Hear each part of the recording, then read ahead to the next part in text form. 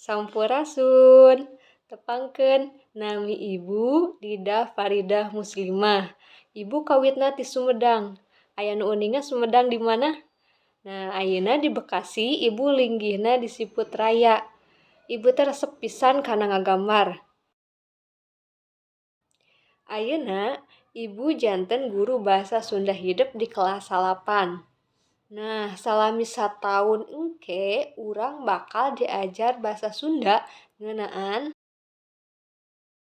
diantara dadaran atanapi deskripsi, novel, kabeungharan pakeman basa, jeung drama.